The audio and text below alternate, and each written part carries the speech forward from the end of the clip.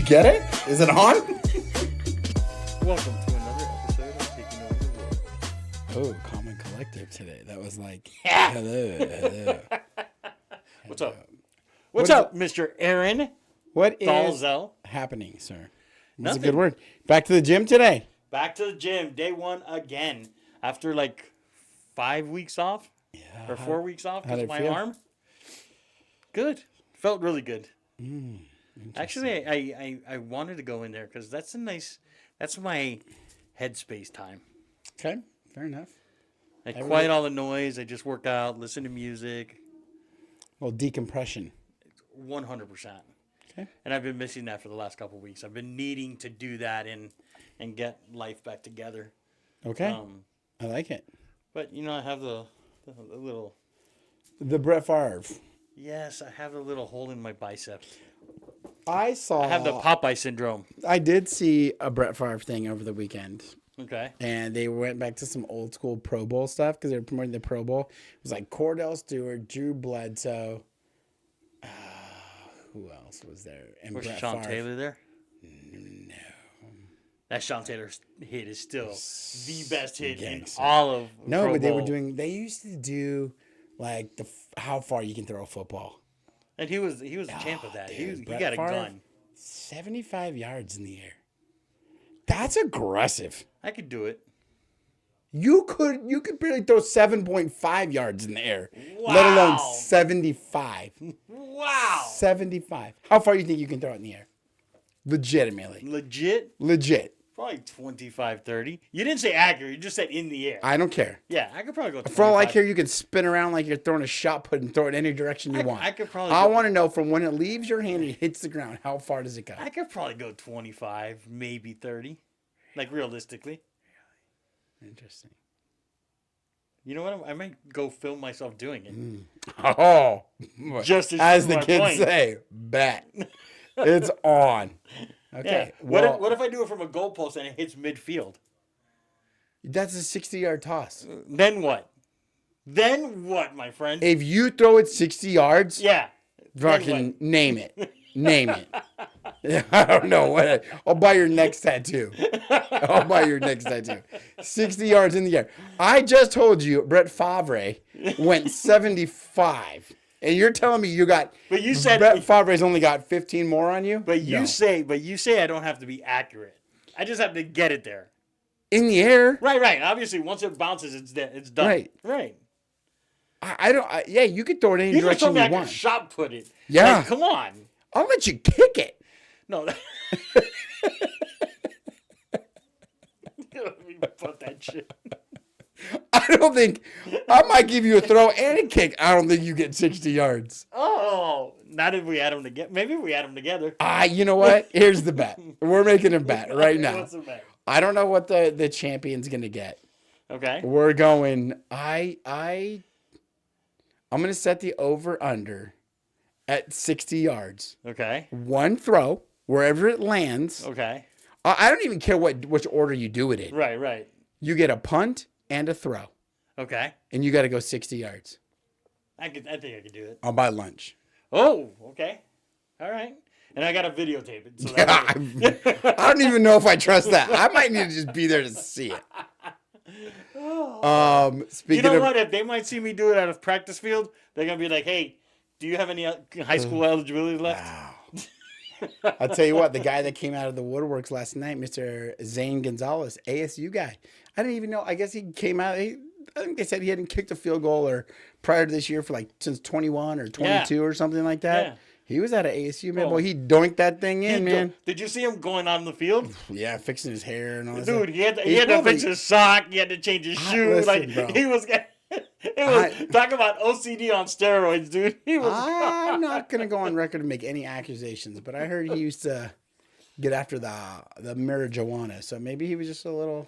No, I think it's just the nerves. Oh man, yeah, he combed his hair like 5 times before putting the helmet on. Walking from the sidelines to where he had to line up the kick. Hey, listen, he did his job. It was wild. Okay, when that did get me thinking though. So back up, started they're 9. They're playing flag football now. Okay. They just started their flag football season. He's actually I playing have quarterback. another name for it, but we're not going to say it on the air. Yeah, don't do that. I'll get canceled. You get canceled for sure. Hey, he's thrown 2 touchdown passes. Has he? Yes, and so I made him a bet. When is he going to play like regular football with pads? I don't know. I don't know at what age they start to do that. I guess some of them do it now. But I did make him a bet. I was like, for every touchdown you get, I'll give you $1. On top of it, though, if you do a sweet celebration, I'll double it. Do they give penalties for sweet celebrations? No, dude, no.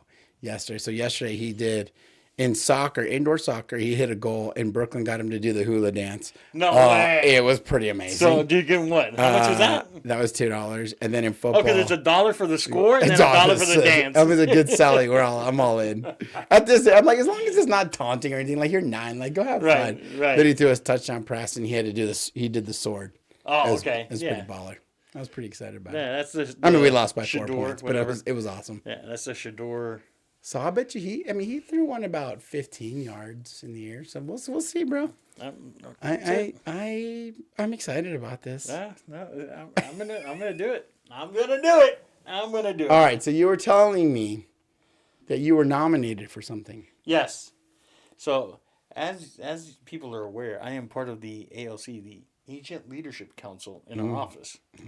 I got an email today that said, your leadership, which is the actual brokerage leadership, has voted, and they recommend Edward O'Rossi to be on the International Agent Leadership Council, which that's for the region, and then you meet with like everybody in all the country about it and stuff like that. I think. I don't even know what it does. It's just... All I can tell you is the first thing that came to my mind when you said you were like the International ALC or whatever. What do you think? I was the model, no, bro. The first thing that came to... The beer guy? International Man of Mystery. That's exactly. But no, not him. I thought my mind went to Austin Powers. Oh, okay. I'm like, he is the International Man of Mystery. That's exactly where my brain went. I went to Austin Powers. Not that I am the most interesting man in the world. Not that guy. No. You go to the clown. That's what popped up into my head. The movie International Man of Mystery with Austin Powers. That was... So I need to start wearing tie-dye it was and groovy. Yeah. So funny. Okay. Okay. Well, am I Austin Powers or the fat guy? You can. Oh. Yeah. Get in my belly. That guy was pretty awesome. Listen, hey man, you going to the gym? I see you working. You're not that guy. But that guy is pretty funny. My belly. That guy was. Man, whatever happened to Mike Myers? Mike Myers had a lot of roles. Dude, that guy was a man of a lot of different roles. He was really good. It's a wild Shrek man. was good. Everything he's been part of was really fun. That's hilarious. So what have you been up to now that your ASU is out of contention? I mean, there was no reason to bring that up. Oh, Miami didn't even make it. So yeah, come on. I did not watch very much football this weekend. A lot of being on the Summerlin South Little League board. We had our evaluations and stuff this week, and that 72-hour crash course. Oh, it was a lot of evals, a lot of kids, and it is cold every year. When we do our evaluations for the spring, it is cold. It's so freaking cold. It's funny because baseball's the only thing you don't play in the cold. And yet your evaluations are all in the cold. I was out there because we had Thursday night, Friday night, and then I got there like 9:30 in the morning Saturday. I was there till like 8 o'clock because we had baseball, then softball. And I mean, by how about the end Sunday? of it, no, Sunday we had I had a baseball workout with my older boy, then indoor soccer, then flag football. And flag football was cold too. And I got to the point. Okay, so I've always been a guy that cold didn't really affect me. I'm typically the shorts, maybe a sweatshirt guy, if anything. You're getting old, though. So Andy said, I'm like, I was getting my stuff. I was like, I got to find my beanie and stuff. She's like, man, you must be getting old. I was like, forget that. So I'm like, I'm not even wearing, I'm just wearing my hat then. And then I went to baseball and I was like, dang, dude, it's cold. You tried to be a tough guy. I did. And then I got to football because it's really cool. The way that their football is set up, they do an hour of practice, then their hour of game. So you don't have to like go during the week. It's not a ton of involved. So it's kind of cool. You just knock it out. What commitment is that? It's a one-day commitment. That's a commitment to failure. Nah, dude, it's fine. It's fine, bro. It's fine. It's a commitment to failure. Fine. If you saw what was out there, you'd know it's fine. That's plenty of time. plenty of time. Okay. And like I go out there for a practice, I'm still wearing like, because I took him early for the practice, and I'm like, you know what? This is dumb. And I told my friends, I was like, I have reached the age where I don't want to be cold. And if that means like I went back to the car, I happened to have my beanie in the truck still that Brooklyn was wearing. I put that on. I happened to find some gloves that I had in there. I was like, I'm done. I'm wearing my beanie. I'm wearing my gloves. And more people had them. And I was like, did you put on your Depends? It depends. Depends on who's asking. I tell you what, I wasn't cold anymore, and I was okay with it. So if that means that I'm getting old, I've reached the point where I'm okay with not being cold. I don't like being cold. Jeez, you know how cold it was this morning when I went to the gym? Well, I'm not sure if that's morning or that's still night. I think 2 o'clock in the morning is still night. But you just said it 2 o'clock in the morning. It's morning. That's fair. You got me on that one. Got me on a technicality. You just said it. That's true. Yeah, it's it was funny because I was first day back in the gym, right? I got there, nobody was there, it was completely empty. Yeah. I was like, wonder why. Oh, awesome. You get to work out, it's nice and quiet. Plus, since I'm rehabbing from the torn bicep, I was like doing super lightweight. So I'm like, yeah, these people are going to come in and be like, why is this guy even here?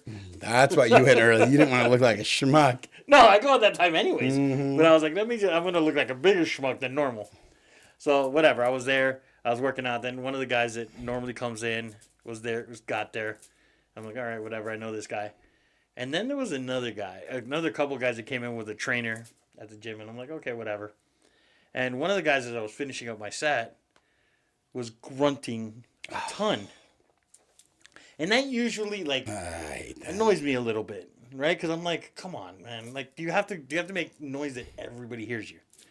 But whatever. It is what it is. It's a powerlifting gym, so you hear that a lot and whatever.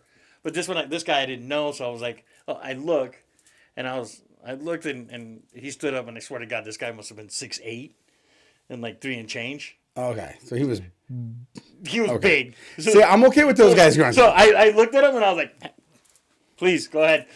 Because at first I was like, who is this guy that I can hear him over my headphones? Because I typically don't even hear the music in the gym because my music is so loud. Because I'm trying to drown out my thoughts and whatever. And then I heard him over everything. So I'm like, who is this guy? And I turned, and the guy stood up when he finished his set. And I'm like, oh, yeah, no, you can make as much noise as you want, buddy. Yes. It's all yours. Dude, sometimes I'll turn around like... Enjoy yourself. I'll turn around like somebody's like clanging weights or banging them into each other or grunting, and I just turn and... Yeah, sometimes I'll just be like, okay, all right, have at it. Or sometimes I'll just be like, what are you doing, bro? Those are like 25-pound dumbbells. Like stop. No, this was loud. And that it's the ground shook. And I'm okay. Like 25s work for a lot of things. If it's the end of a workout, maybe it's some lateral raises on the shoulders. I'm like, I get it. It can be heavy at times for certain exercises. I get it. But bro, if you got a 25-pound dumbbell in your hand, there's no grunting. No, like I said, I heard him. I turned, I saw him, and I was like, yeah, you make all the noise you want. And then when he dropped the weights, the ground moved. And I'm like, yeah. I don't know how much you had, but whatever you did, it was heavy as hell. So go ahead, grunt all you want, buddy. Yeah, that's wild. But I did hit the sauna twice. I'm a big sauna guy. Are you ever going to work out again, or are you just going to go sit in sauna? No, I did it after Friday. I didn't have enough time to get my workout in, so I just did the sauna. So you just did it. So when you have no time for a workout, you're like, I'm just going to sauna today. Yeah, sometimes. Yeah, because like the other day, I was like, it was tight on things, and I had like, I just mismanaged my time in the morning, getting to school. We had some delays and stuff, and so I got like 25 minutes. Right. I'm like, I'm not gonna get a workout in 25 minutes, but I'm like, I need to do something to get a sweat going. And I'll tell you what, the sauna, it's the jam, dude. I'm a big sauna guy. Put me down for big sauna. So you know what? It's interesting. Like today, so when I was going to the gym, that 6 months I had that I went every single day, it was not hard for me, right? I would get up, I do my routine in the morning, get ready, go to the gym, come back, have coffee because it was already ready. Mm-hmm. Everything was good. Today was a struggle. No, I bet. Like I got up and I'm like, yeah, I'm going to the gym. So I go downstairs, I start getting my stuff. I'm like, all right, I'm going to go to the gym. Then I'm like, okay, oh, do I really want to go to the gym? What if I hurt myself again? Like, I don't want to go. Then The reasons start to creep in. Oh, then I was like, yeah, I'm not going to go. Then I was like, but then why'd I get up so early? And I can't fall asleep. I'm not going to fall asleep on the couch. I'm like, I could, but I'm not going to. So I'm like, yeah. So I just talked myself into going. I like it. Right? And when I finally got there, it felt good to go in the gym. It felt good to be empty. It felt good to start working out again. But consciously, I kept thinking. Like, I would overthink, like, everything, because today was chest, try, and shoulder. So I'm like, with every movement, I'm like, okay, is my bicep okay? Yeah. Do I feel it? Oh, no, my elbow's feeling a little tight. Is it, like, just getting crazy on myself for everything. And I was, whatever, I finished my workout, felt good. Tomorrow, I'm curious, because tomorrow's back and by. So tomorrow, I'm curious how I'm going to feel, because back is how I tore my bicep 5 weeks ago. 6 weeks ago. That's going to be wild. But so I'm curious how I'm going to continue to work. But you said something in there that's interesting to me, and we kind of talked about it last week, and it's that mindset, right? Like the reasons why I can't do this. And we've been talking a lot about kind of mindset lately, I feel like. And I was talking to you, one of the things I heard in the book that I was listening to, it was that in order to conquer fear, you can't be scared of fear.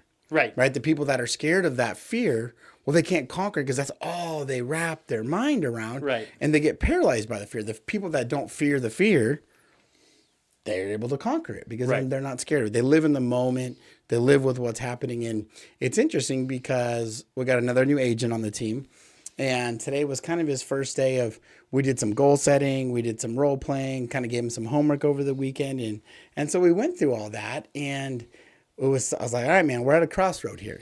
We either continue to role play or we make some calls and see what happens. He's like, yeah, I think we make the calls. I'm like, nice. All right, let's do it. I was like, you want me to stay in here? You want me to like give you some space? And I was hoping he was going to want me to stay in there so I could kind of help him and coach him to the call or I'd give back. But again, I wanted him to, make that first one and get it under. He's like, no, stay here. I'm like, okay. And then he started to like that fear you could see kind of set in. He's like, oh, I was like, what's up? He's like, it's like I'm actually to the point where it's like I got to dial, So it's like it's all fun and games in your head, and then he had to go to the dial button, and so we had practiced a lot. So I was like, man, your call, the hardest call to make is the first one, and so sure enough, he hits it, and he goes through, and we're kind of like trading some nonverbals and stuff, and he wasn't scared of it. He didn't have the fear, and lo and behold, sucker set an appointment on his first call. And you could see the pride kind of settle in on his face and stuff, but it was a cool moment. And, it just kind of reminded me, like when you started talking about, like that mindset is that he had to put that fear aside and, and like I said, like I think you came in and said, oh, the worst, the next one's going to be bad for a while. I'm like, it's only downhill from here. And I told him, hey, just so you know, like that was a great job. The next guy is going to MF you and hang up on you so hard.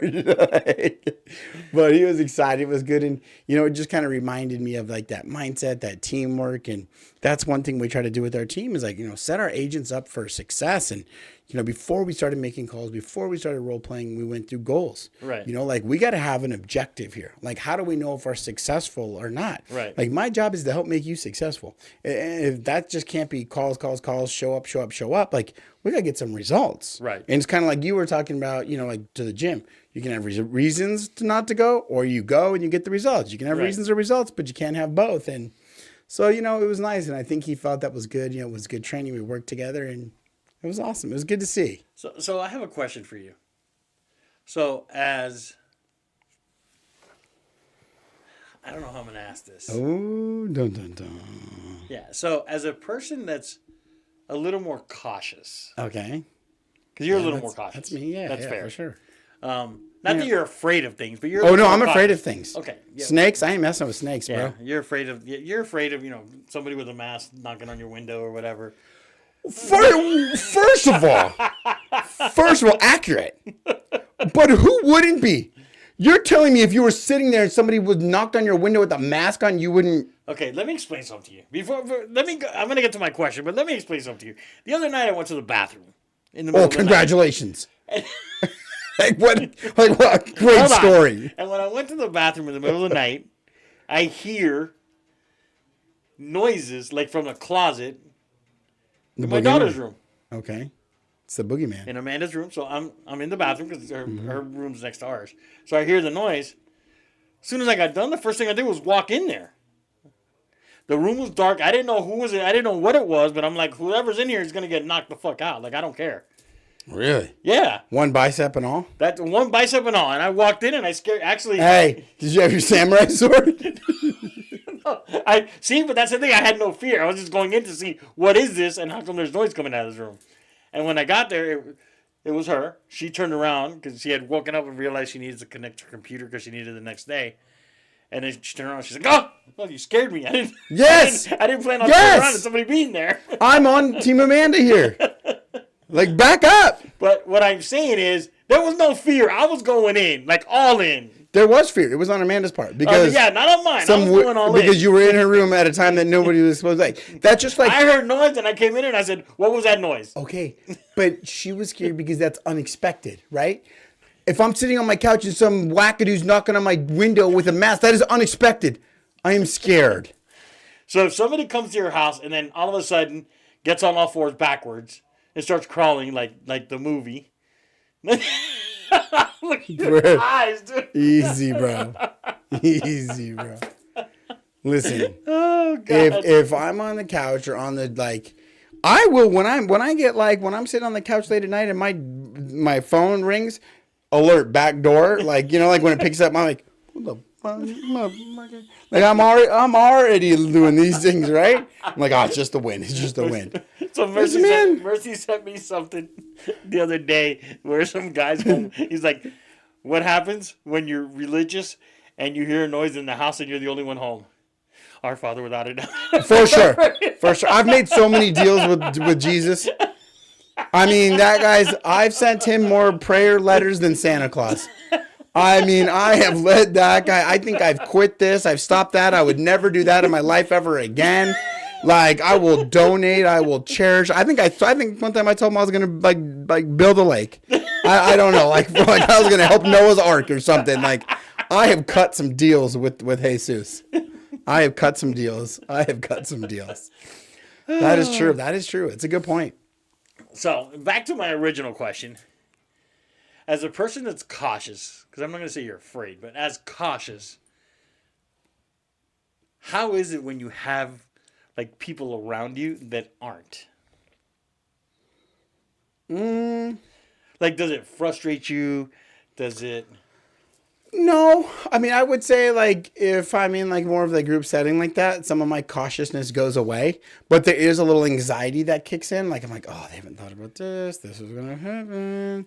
Like, why are we not talking about this? Could happen. But I think that's part of what we've been talking about before. Is that like part of this one book that I just finished reading was Unfuck Yourself. Right. And it talks about being in your head and always thinking the what if, always the expectation, this or that, instead of being present, living in the moment, letting yourself succeed. And so, yeah, I wouldn't say I would say sometimes it gives me some anxiety because I'm thinking everybody's like, hey man, we should totally jump off this bridge into the water. I'm like, it doesn't look very deep, but I'm like, all right, I guess we're going to do it. But I would say it's more of an anxiety thing that sets in. That's a good way to generalize it. Because definitely when because they're at least the people that I know, a lot of people that I know are more like you.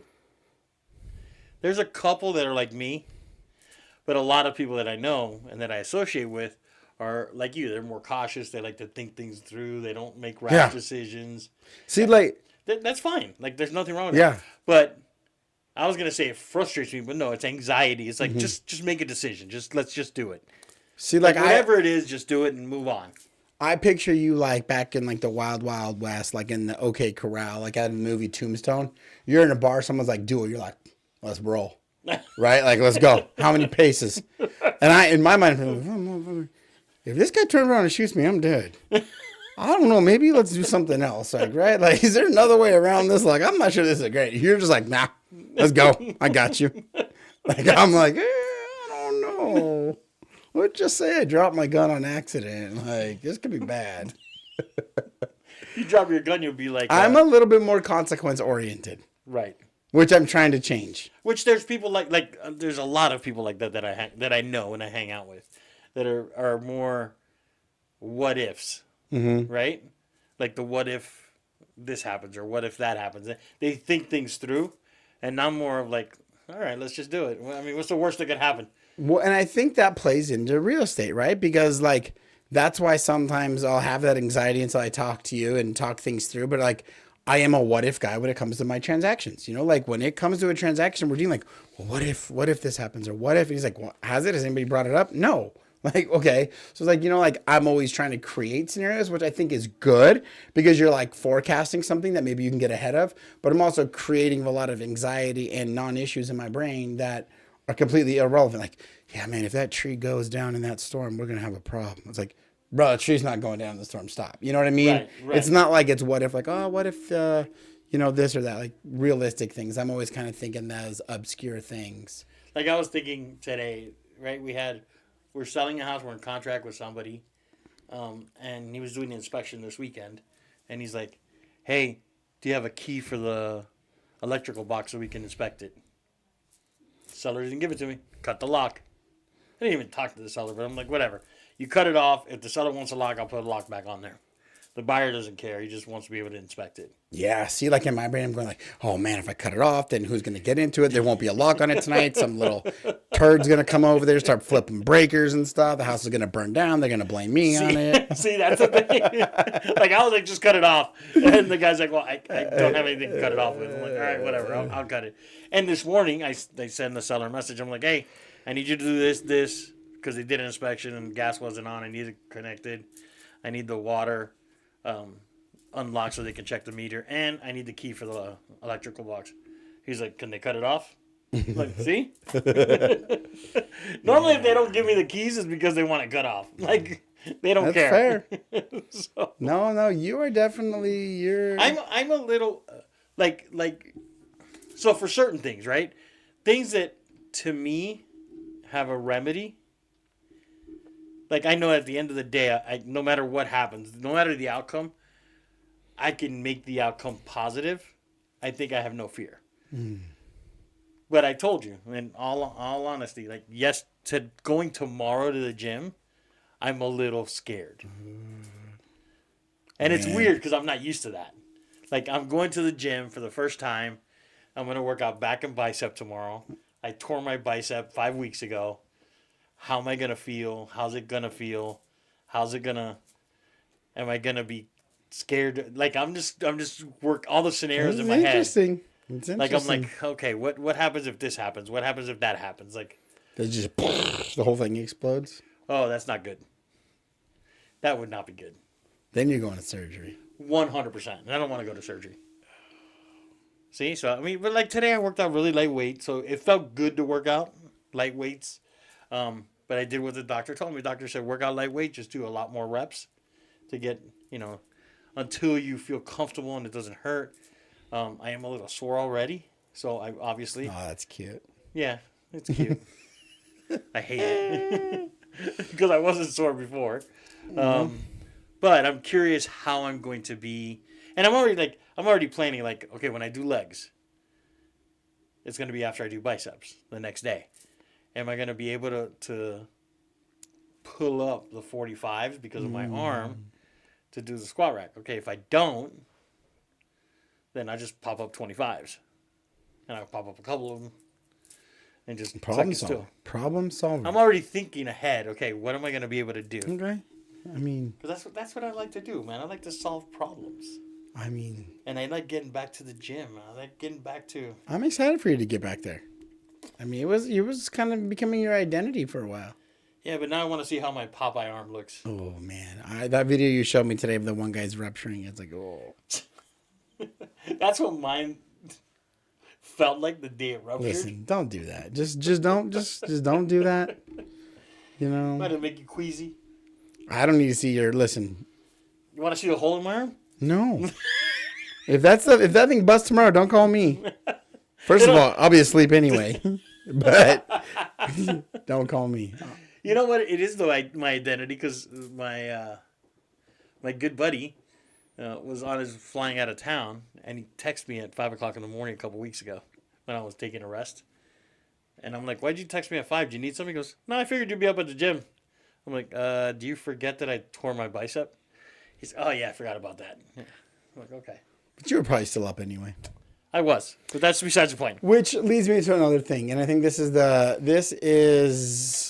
the ongoing 2 a.m. club saga. Oh, I'm not 2 a.m. club, but I've been reading more and more, and it's just like creating habits, creating a morning routine is so good for you. And like that's what everybody like. What do you like? Whether it's 4 o'clock, 5 o'clock, 6 o'clock, 7 o'clock. I don't really care what time you get up. It's just like having that morning routine to get your body going. To get like I was watching this guy yesterday, and he's actually a pretty intriguing guy. He's a fitness guy and CEO of a couple of companies, and he's like, yeah, I just he's like my thing is here's my morning. He's like, like I get up at 5, I do like a whatever we say, like I have my water, I do like a cold plunge, I take a shower, I read, I listen to something. He's like, then I go to the gym, then I come back, it's like, but he's like, this is what I do every morning. And I get it. It can be very mundane and boring, but man, I think like it does set you up and it gets your body into that go, go, go mode where it's not just like, because if your brain's like, I don't know, I'll figure it out when I get there. I feel like your body's like, I don't know, we'll figure it out when we get there. It's like, and that's just no way to go. There was a guy that I used to work out with that actually got me originally like thinking about this, that I did a couple Tough Mudders with and stuff like that. Shout out to my buddy Nate. And one of the things Flip-flop Nate.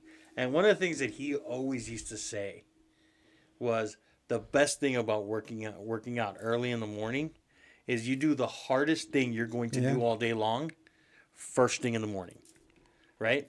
Whatever it is, whether it's hot yoga or sauna or working out or lifting weights or whatever you want to do, cycling, cardio, whatever it is you do, you're doing that first thing in the morning and you're already doing something that's super tough. So the rest of the day is easy. And you look at the rest of the day as easy because you've already done something really tough in the morning. I think the toughest part for me would just be getting out of the house. But why? Why is that tough for you? I don't know. It's just like, it's like it's just because it's so tempting not to get out of the house. So, like, like you wake up, you have that time, nobody's awake. It's like, this is time where I could have to myself. And so when I started doing it originally, it's laziness. Let's be honest. Nate and I made a bet, right? He was going to prospect every day for 60 days. And I was going to wake up at 4 a.m. to work out with him every day for 60 days. Okay. And we each had $300 on the line. The first one to miss a day lost the $300. Oh. That was the bet. So I was like, okay, I don't lose bets. Like, I don't. I don't, like Will Smith once said, you may be better than me, but I will die on the treadmill to beat you. He also said, keep your my name. But I didn't get into that Will. I'm talking about the other Will when he was calm. So it was a thing. I'll die on it, right? I'm going to keep going. So he ended up stopping the prospect, and I ended up winning the $300 and my $300 back. But it was one of those things that to me was always like, yes, I have to do this. So I'm trying to mentally. The problem with me, I think, that because everybody has a downfall, right? Yeah. So well, everybody says it's like the people I know and I'm friends with, like you and and Keith and that I've known for a while. They're all like, man, if I just had a little bit of you where I'm not afraid and I just go for things, it'd be fantastic. But the problem with that is for a lot of things, I have to be all in.